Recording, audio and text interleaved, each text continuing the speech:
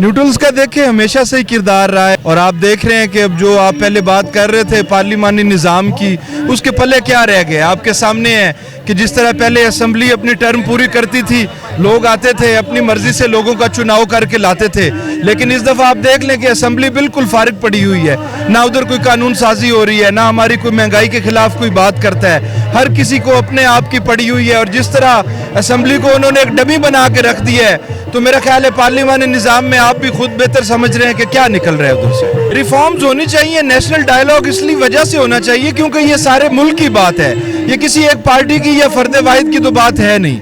अगर डायलॉग होगा, सारे जितने भी लोग हैं मेरी बात सुने कि 13 लोग तो हुकूमत कर रहे हैं, 13 पार्टियां, और एक पार्टी अलहदा रह गई है, तो इन्होंने किससे बात करनी है? मिलके तो ये ऑलरेडी बैठे हुए हैं, लेकिन इनकी नीयत में जो है ना वो फर्क है, ये कुछ अच्छा करना नहीं चाहते मुल्क के लिए। आपके सामने महंगाई का क्या हालात हो गया, लोगों को तो 2 वक्त की रोटी नहीं मिल रही, उन्हें किसी जमात से क्या लेना देना। आप मुकाबला नहीं कर सकते और आपको ये यकीनी होता है कि आपको शिकस्त हो रही है, इसके अलावा और क्या परेशानी हो सकती है। देखिए, मैं आपको एक बात तो पहले ये समझ लें कि ये जो इम्पोर्टेड हुकूमत है ये महज मोरे हैं, कठपुतलियाँ हैं, पुतले हैं, इनके हाथ में कुछ नहीं है। ये बात बिल्कुल तहरीक इंसाफ वाज़े है कि इनके पीछे इस्टेब्लिशमेंट है जो ये सारा काम कर रही है, और हम ये कहते हैं इस सारे माहौल के अंदर कि पाकिस्तान को फौकियत दी जाए, पाकिस्तान की सलामती, उसकी सालमियत,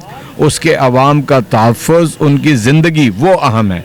जो भी फ़ैसले आप करें बंद कमरों में न करें, बल्कि अवाम नास जो हैं उनके हालात को पेश नज़र रख के करें, आइन के मुताबिक चलें। ये मुल्क जो है एक सियासी जद्दोजहद के नतीजे में एक जमहूरी रवैये के मुताबिक मार्ज़ वजूद में आया था। अगर आप कोई दूसरा रास्ता इख्तियार करेंगे तो मुल्क को नुकसान पहले भी 1970 में हुआ था, अब भी हो सकता है। मैं नहीं समझता कि कोई नई पार्टी है। पहली बात तो यह है कि लोग हालात से बहुत दिल बर्दाश्ता हैं और बददिल हैं। वो ये समझते हैं कि PMLN का नाम लेकर अवाम में वो अब दाखिल नहीं हो सकते, उन्हें बहुत शदीद मज़ाहमत का और मलामत का सामना करना पड़ रहा है। और दूसरा मैं ये समझता हूँ कि मरियम सफदर की जो बेगम सफदर की जो क़यादत है वो उन्हें कबूल नहीं है। ज़ाहिर है एक ऐसा फ़र्द कि जो कभी मोरी मेंबर का इलेक्शन जिसने ना लड़ा हो, जीतना तो दरकिनार है, वो सिर्फ इसलिए उनके सरों पे मुसल्लत कर दी जाए कि एक मफरूब मुजरिम की बेटी है, तो मैं नहीं समझता कि कोई इज़्ज़तदार आदमी उसके पीछे चलना पसंद करेगा।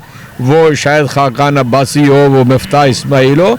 मैं आपके सामने कहता हूँ, मैं कैमरे में कहता हूँ, हसन इकबाल को कहता हूँ, साद रफ़ीक को कहता हूँ कि जो तुम्हारी बातें ही रह जाएंगी अगर इसी के पीछे तुमने सियासत करनी है। तो बस सारे बेईमानां दा टोला रलिया होवे, साडियां सारियां एजेंसियां भी, साडे जिहड़े न्यूट्रल ने वो भी सारे बेईमान ने, इन्हां दे नाल रले ने, ते इस वास्ते जिन्ना भी डिले कर रहे ने उन्ना इंशाअल्लाह खान साहब दा बैंक वोट जिहड़ा वध रहा वे, महंगाई दिन ब दिन हो रही है, डॉलर ऊपर जा रहा वे, वो जो पाकिस्तान बनया 70 साल तो वो हुकूमत करते पे ने, सिर्फ अगे चेहरे बदलते हैं, हुकूमत वो ही करते हैं। बिल्कुल वो तो खान साहब ने भी कहा कि सारा कंट्रोल उन्होंने ही सी, ये तो सब नूं पता है कि सब का कंट्रोल जिहड़ा ना उन्होंने ही हुंदा वे, वो ही जिन्हों मर्जी लियाउंदे ने अगे, जो कहिंदे ने उन्हां दी मुशावरा नाल जिहड़ा चलदा ठीक है, जिहड़ा नहीं चलदा उन्होंने ला के परा मारते हैं। खान साहब जिथे बोले ने उन्होंने अगे उत्थों ही उन्होंने लाता वे।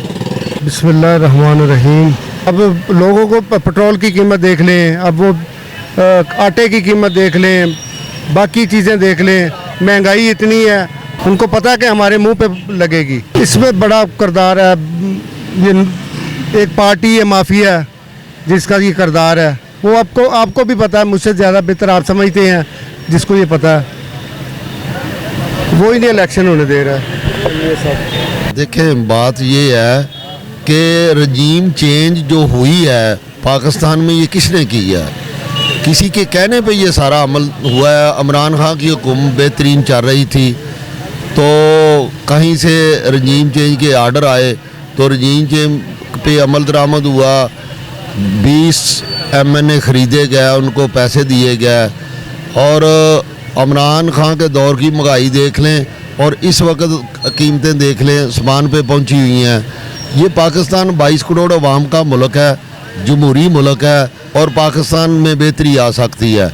मेरी आला हकाम से और रजीम चेंज वालों से यही रिक्वेस्ट है, पहले भी तो बेशुमार दफ़ा असम्बली ने मुद्दत पूरी नहीं की, ये डॉलर कहाँ पहुँच गया, महंगाई कहाँ पहुँच गई, तेल कहाँ पहुँच गया, ये सारी चीज़ों की कीमतें डबल हो गई हैं। बिस्मिल्लाहिर्रहमानिर्रहीम।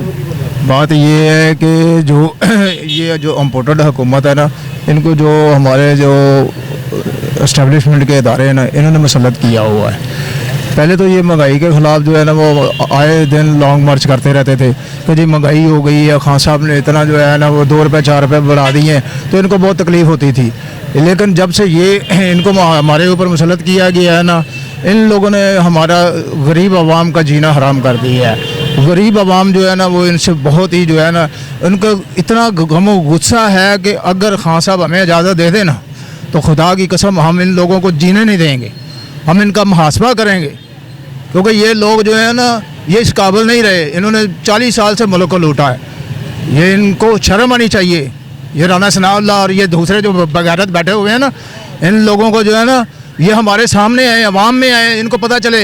ये तो कह रहे थे ना जी खान साहब हेलमेट डाल के सर के ऊपर निकले तो अवाम इनका कैसे इस्तकबाल करेंगे, ठीक है ना। और अब बात ये है कि जब ये बाहर निकले हम इंतज़ार कर रहे हैं, हमें खान साहब ने कहा है ना कि आप सब्र का हाथ जो है ना दामन अपने साथ रखें, ठीक है ना। लेकिन ये है कि जब ये हमें खान साहब इजाज़त दे दें, खुदा की कसम हमें इनकी ईंट के ईंट बजा देंगे। आप सब लोगों को पता है, हर आदमी को पता है कितना किरदार के, आम रेडी वाले को पता है कि उनका क्या किरदार है। मेरे से पूछने से ज़्यादा मसला नहीं पता लगेगा आपको, रेडी वाले से पूछे वही बताएगा वो क्या किरदार है उसका। उनको अपने किए का पता है ना, हमने क्या बोया और क्या काटना है, उनको इसका इल्म है। ये इमरान खान की कैंपेन और इमरान खान के लोग सिपाहियों ने बता दिया उनको, अब वो नहीं जीत सकते, इसलिए वो बात कर रहे हैं। सर इनमें से ज़्यादा जो है वो शहबाज शरीफ को डर है और नवाज शरीफ को और राना सनाउल्लाह को। उनको पता है अगर इमरान खान आ गया तो हमें इसने फिर दोबारा एक बार आ गया तो इसे हमें छोड़ना नहीं है, ये फिर हमें जेलों में डालेगा।